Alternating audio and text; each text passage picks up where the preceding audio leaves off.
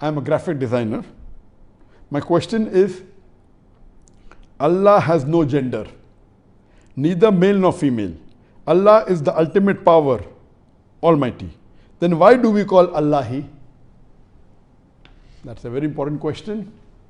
And this question disturbed me a lot for the first few years of my life as a Dai.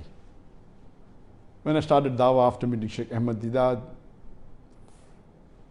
in 1988, I met Ahmad Didat in 1987 and started Dawah from 1988. And this question did trouble me also, and I asked many people and no one gave me this answer. When I went to Medina in 1997 to learn the Quranic Arabic with Dr. Fa Abdurrahim, as I mentioned in my earlier answer, who was a tenant of and a close friend of Dr. Zakir Azmi, may Allah grant him Jannah. Dr. Zakir Azmi is also originally an Indian, coming from Tamil Nadu, and mashallah, he is one of the best in teaching Arabic to the non-Arabs. And he knows about 17 to 20 languages, and he is phenomenal, mashallah. I learned a great deal from him. When I was learning Arabic, and initially when I met him, I asked him the question, even he didn't have a satisfactory reply.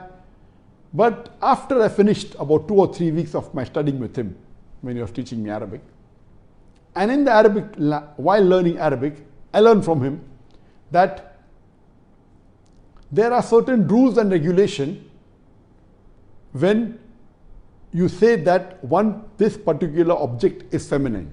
In Arabic language, you have masculine and feminine. You don't have a neuter gender. In most of the languages, you have 3 gender: feminine, masculine, and neuter. But in Arabic, you have only 2 gender: masculine and feminine.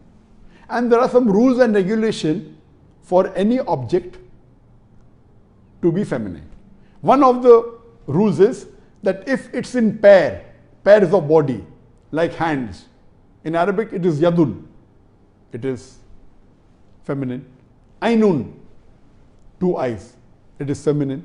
So anything which is in pair on a body, it becomes feminine by default. One of the rules.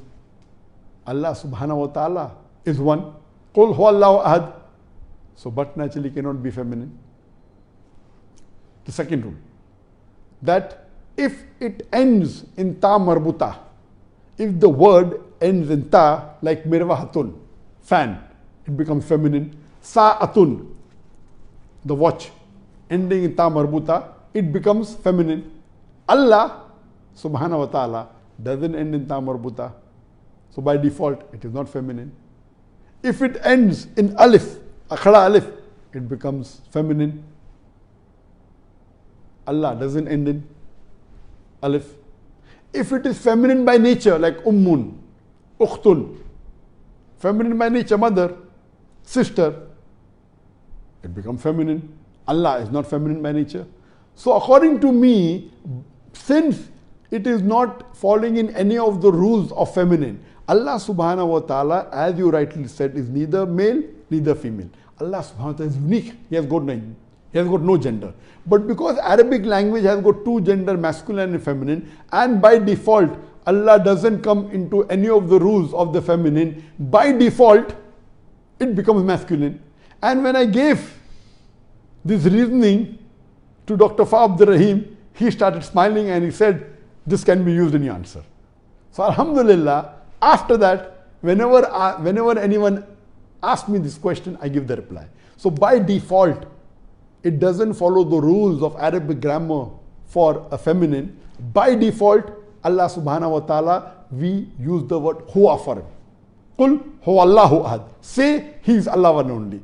But we all of us know that Allah subhanahu wa ta'ala is unique.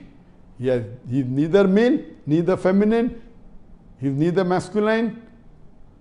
But by default in Arabic language, because it doesn't follow the rules of feminine gender, it becomes masculine. And this answer, mashallah, is sufficient to prove why Allah uses the word huwa in the Quran for himself. Hope that's the